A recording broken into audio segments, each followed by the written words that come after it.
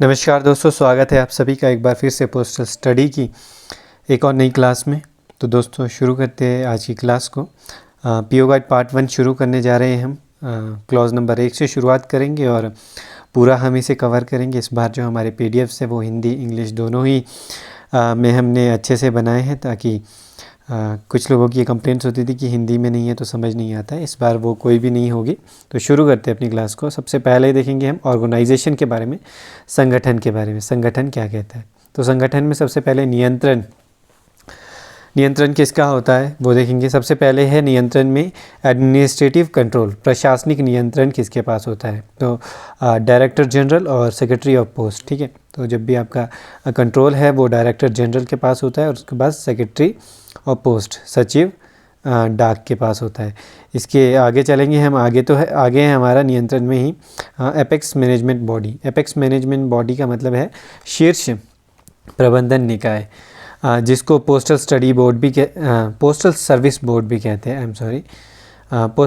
Board भी कहा जाता है इसे, डाक सेवा बोर्ड हिंदी में, जिसके चेयरपर्सन होते हैं सेक्रेटरी ऑफ पोस्ट और डायरेक्टर होते हैं इसमें एडिशनल डायरेक्टर जनरल होते हैं। 6 मेंबर होते हैं एपेक्स मैनेजमेंट बॉडी में और 2 परमानेंट इन्वाइटीज़ होते हैं। ठीक है, 2 परमानेंट इन्वाइटीज़ होते हैं, एक जिनमें से कि एडिशनल सचिव होते हैं, एडिशनल सेक्रेटरी होते हैं और एक फाइनेंशियल एडवाइज़र यानी कि वित्तीय सलाहकार होते हैं गवर्नमेंट की तरफ से। ठीक है, तो आगे चलेंगे हम। आगे हमारा clause number 2, types of post office. Types of post office, कितने प्रकार के डाकघर होते हैं? तो वो 3 प्रकार है, हेड पोस्ट ऑफिस, सब पोस्ट ऑफिस और ब्रांच पोस्ट ऑफिस। ठीक है, तो हम इन्हें नीचे से शुरू करेंगे। तो सबसे नीचे से यानी कि ब्रांच पोस्ट ऑफिस से शुरू करेंगे। मैक्सिमम जो टाइमिंग होती है ब्रांच पोस्ट ऑफिस की वो होती है अधिकतम 5 घंटे और न्यूनतम 4 घंटे। ठीक है, टाइमिंग्स जो रहती है अधिकतम 5 घंटे तक कार्य करते हैं और न्यूनतम 4 घंटे तक। और इसके जो प्रभारी होते हैं वो शाखा पोस्ट मास्टर यानी कि ब्रांच पोस्ट मास्टर इसके इंचार्ज होते हैं। और ये रिपोर्ट किसको करता है? जो भी इसका अकाउंट ऑफिस होगा, एसओ या फिर एचओ को। ठीक है, आगे हमारे पास दूसरा प्रकार में इससे ऊपर सब पोस्ट ऑफिस, इसके इंचार्ज जो है सब पोस्ट मास्टर होते हैं और रिपोर्ट करता है ये अपने अकाउंट ऑफिस, जो भी एचओ हो इसका अकाउंट ऑफिस होगा वहाँ पे। आगे हेड पोस्ट ऑफिस, चीफ होता है, डाकघरों के समूह के प्रमुख है ये। हेड पोस्ट मास्टर इसके इंचार्ज है। Accounting plus monetary transaction of क्या क्या देखता है head post office? Head post office accounting देखता है, लेखा मौद्रिक लेन देन एचओ बीओ एसओ का देखता है। ठीक है, तो ये इसके कार्य है। आगे है हमारा क्लॉज नंबर 3 जो कि है हमारा night post office roll number. तो इसमें है timing fixed by head of the circle. समय जो है सर्कल के प्रमुख द्वारा तय किया जाता है, चीफ पोस्ट मास्टर जनरल के द्वारा। और टाइमिंग जो है एक्सटेंड की जा सकती है, समय बढ़ाया जा सकता है महानिदेशक डाक द्वारा। डायरेक्टर जनरल टाइम बढ़ा सकते हैं और जो टाइमिंग फिक्स है वो सीपीएमजी करेंगे। कंट्रोल है नाइट पोस्ट ऑफिस का, वो नियंत्रण में है महानिदेशक के। ठीक है, और जो टाइमिंग बढ़ा दे सकते हैं डीजी, वो 8:30 तक शाम के बढ़ाया जा सकता है। जो रविवार की टाइमिंग रहेगी वो 10 से 5 रहेगी, है ना। तो ये था हमारा। और work that can be done on extended hour, तो जो टाइम बढ़ा है 8:30 तक अगर टाइम बढ़ा है तो उसमें क्या किया जाएगा, क्या क्या काम उसमें किए जा सकते हैं? तो बुक रजिस्टर्ड आर्टिकल, बुकिंग हो सकती है रजिस्टर्ड आर्टिकल्स की। 6 बजे तक इशू किए जा सकते हैं टीएमओ। आईपीओ बेचे जा सकते हैं, स्टैंप्स बेची जा सकती है ना। और डिपॉजिट हो सकता है 7 बजे तक पोस्ट ऑफिस सेविंग अकाउंट में। ठीक है, तो ये कार्य है जो किए जा सकते हैं। आगे है work that can be done on Sunday plus holiday. Sunday और हॉलीडेज़ को क्या क्या कार्य किए जा सकते हैं? 10 बजे से 5 बजे तक का टाइम रहेगा, कोई भी वितरण नहीं होगा, कोई भी एमओ पेमेंट नहीं होगी और नो एसबी पेमेंट। ठीक है, सेविंग बैंक की भी कोई पेमेंट नहीं होगी संडे और हॉलीडेज़ में, बाकी सभी कार्य होंगे। ठीक है, आगे है rule number 4, mobile post office. Mobile post office तो मुंबई, कोलकाता, दिल्ली, चेन्नई, अहमदाबाद, नागपुर ये सिटीज़ है जहाँ पे मोबाइल पोस्ट ऑफिस है। व्हाट दे कैन डू, ये क्या क्या कर सकते हैं? ठीक है। मोबाइल पोस्ट ऑफिस क्या क्या कर सकते हैं? पोस्टेज स्टैम्प्स सेल कर सकते हैं, स्टेशनरी को बेच सकते हैं, बुकिंग ऑफ सरफेस मेल की बुकिंग कर सकते हैं, एयर मेल भी बुक कर सकते हैं, booking of air parcel registered, ठीक है, रजिस्टर्ड एयर पार्सल की बुकिंग भी कर सकते हैं। मोबाइल पोस्ट ऑफिस की बात हो रही है। और क्या नहीं कर सकते हैं? नॉट वैल्यूपेबल एंड इंश्योर्ड, ठीक है, वैल्यूपेबल मूल्यदेह वस्तु और बीमित की बुकिंग नहीं कर सकते हैं। Chennai and Nagpur mobile post office can book, और जो चेन्नई और नागपुर के मोबाइल पोस्ट ऑफिस है वो मनी ऑर्डर भी बुक कर सकते हैं। तो ये क्वेश्चन भी काफ़ी बार पूछा जाता है, तो आपको याद रखना है चेन्नई और नागपुर के मोबाइल पोस्ट ऑफिस है जो मनी ऑर्डर बुक कर सकते हैं। आगे हमारा सेक्शन शुरू होता है बिजनेस आवर्स का, क्लॉज नंबर 5 से। तो नॉर्मल वीक डेज़ में जो बिजनेस आवर्स रहते हैं ब्रांच पोस्ट ऑफिस के लिए, फॉर ब्रांच ऑफिसेस आपको पता है 4 से 5 घंटे रहता है, ठीक है। अब बिज़नेस ट्रांजैक्शन, मेल डिलीवरी और डिस्पैच होगा उस समय में, और 4 से 5 घंटे, न्यूनतम 4 और अधिकतम 5 घंटे इनका जो है बिज़नेस आवर रहेगा। आगे business hour on Sunday and holidays, ठीक है। संडे और हॉलीडेज़ को जो बिज़नेस आवर है वो क्या रहेगा? Only night post office works, ठीक है, केवल रात्रि जो डाकघर है वही कार्य करते, और क्लियरेंस जो होती है लेटर बॉक्स की वो नहीं की जाएगी संडेज़ को और हॉलीडेज़ को, ठीक है। Frank article can be posted, Frank article Frank लेख में पोस्ट नहीं किया जा सकता है। जो फ्रैंक आर्टिकल है वो भी पोस्ट नहीं किया जा सकता है लेटर बॉक्स और मेल वैन में। और रजिस्टर्ड न्यूज़पेपर और पंजीकृत समाचार जो है एक्सेप्टेड है संडे और हॉलीडेज़ को PSO, RMS और नाइट पोस्ट ऑफिस में, ठीक है। तो आगे बढ़ेंगे हम। आगे हमारा पोस्ट ऑफिस हॉलीडेज़, ठीक है। तो पोस्ट ऑफिस हॉलीडे आपके टोटल 17 हॉलीडेज़ होते हैं। 13 आपके जो हर एक सर्कल्स के लिए होते हैं, और 4 आपके वेरी करते हैं सर्कल टू सर्कल, तो वो आपको लिस्ट हम दे देंगे, ठीक है। और पेमेंट ऑफ पोस्टेज अगला क्लोज नंबर है। Desirability of pre payment of postage, डाक के पूर्व भुगतान की वांछनीयता। अगर चाहते हैं आपकी डाक का पूर्व भुगतान करना है तो उसका क्या फ़ायदा है? अगर आप रजिस्टर्ड करवाते हैं तो फास्ट डिलीवरी होती है और सिक्योरिटी के साथ डिलीवरी होती है। अगर आपने नहीं किया है तो सिक्योरिटी भी नहीं है उसमें, और हिरासत में लिया जा सकता है उसे अगर आप पेमेंट नहीं करते, और कोई भी विशेष डिलीवरी नहीं होगी उसमें, ठीक है। आगे चलेंगे हम।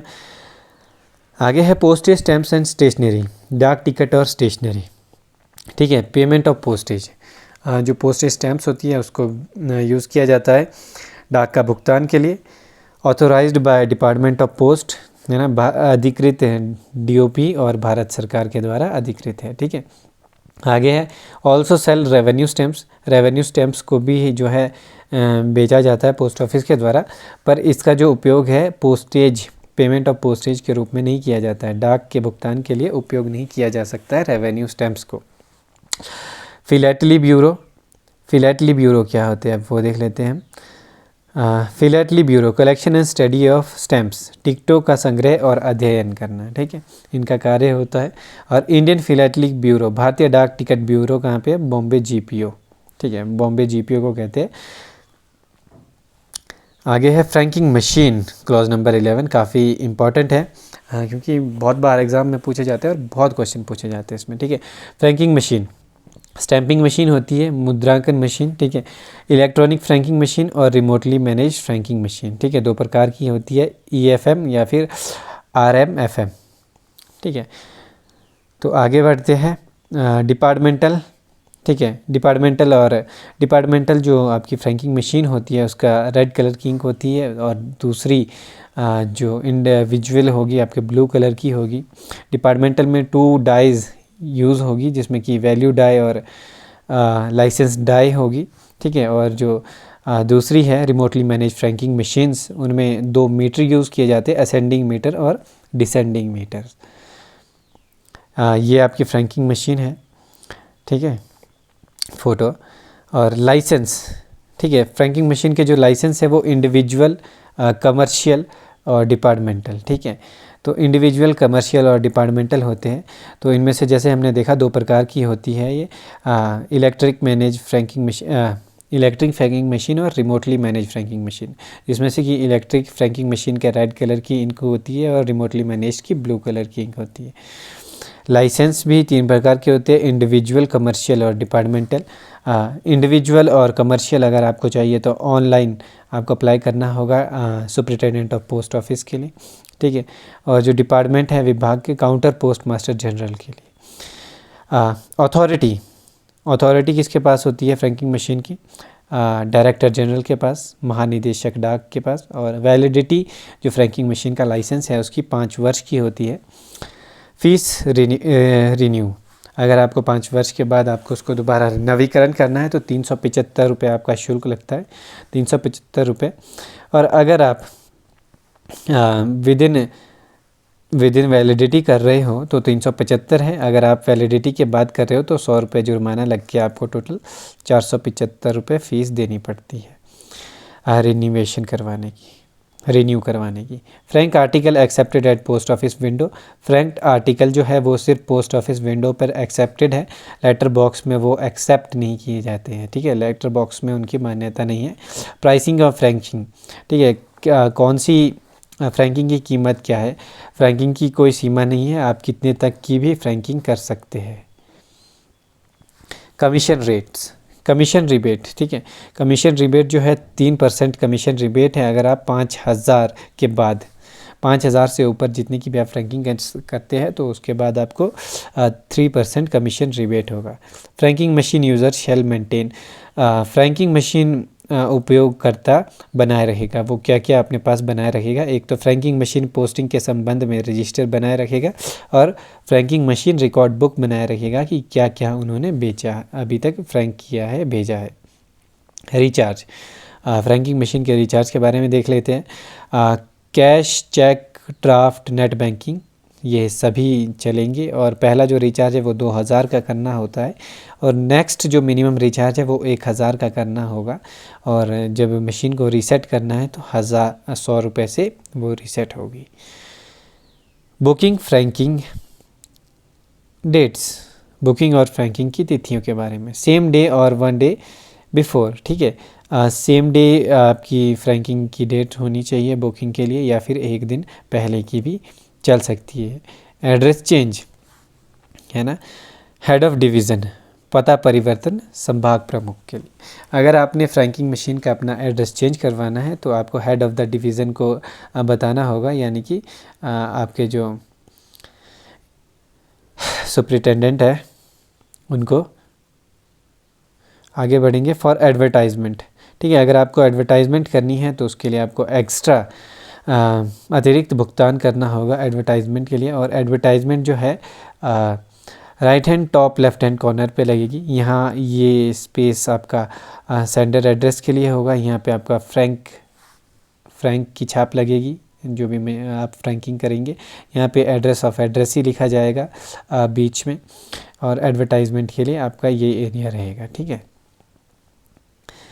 Frank machine article can be posted in only 2 post office specified by the SP. आपके सुपरिटेंडेंट ऑफ पोस्ट के द्वारा, जो भी एसपी द्वारा निर्दिष्ट केवल 2 डाकघरों में फ्रैंक मशीन लेख पोस्ट किए जा सकते हैं। केवल 2 ही डाकघर जो भी आपको एसपी ने दिए हैं लाइसेंस में जो है, उन्हीं पे आप फ्रैंकिंग कर सकते हैं, फ्रैंकिंग मशीन आर्टिकल पोस्ट कर सकते हैं। एक मेन पोस्ट ऑफिस होगा, एक एलएसजी पोस्ट ऑफिस या फिर उससे ऊपर का पोस्ट ऑफिस होगा, जो 2 पोस्ट ऑफिस आपको अलॉट किए जाएंगे। आगे है machine franked article found in letter box. Letter box में मिला मशीन फ्रैंक्ड लेख, उसको क्या किया जाएगा? उसको अवैतनिक रूप में माना जाएगा। अगर आप लेटर बॉक्स में फ्रैंक आर्टिकल डालते हैं तो उसको आपका अवैतनिक माना जाएगा, यानी कि अनपेड ट्रीट किया जाएगा उसे। आगे है value die. Value die more than 1 impression in 1 article. जो वैल्यू डाई होती है उसकी एक से अधिक इम्प्रेशन एक आर्टिकल में लग सकते हैं, पर जो लाइसेंस डाई होती है उसका सिर्फ एक लेख में एक ही इम्प्रेशन लगेगा, ठीक है। तो आगे है total value of Frank impression, ठीक है। टोटल वैल्यू जो आप फ्रैंक इम्प्रेशन की लगा रहे हैं वो आपको फिगर्स में लिखना ज़रूरी है और नीली स्याही से लिखना ज़रूरी है, ब्लू इंक से लिखना ज़रूरी है, ठीक है। ऑल सर्विसिंग रिपेयर, ठीक है, जितनी भी सर्विसिंग होगी आपकी और रिपेयर होगी वो सप्लायर के द्वारा की जाएगी। और पोस्ट ऑफिस में की जाएगी, डाकघर में की जाएगी, ठीक है। और आगे है आपका इम्प्रेशन रॉन्ग, अगर कोई आपका इम्प्रेशन गलत हो जाता है तो क्या होगा। तो deduction of 5% of face value, जो भी उसका फेस वैल्यू है उसमें 5% की कटौती कर दी जाएगी। उसका क्लेम जो है आपको विद इन 3 मंथ्स, अगर आपको उसमें कोई क्लेम करना है तो आप विद इन 3 मंथ्स कर सकते हैं, 3 महीने के भीतर कर सकते हैं।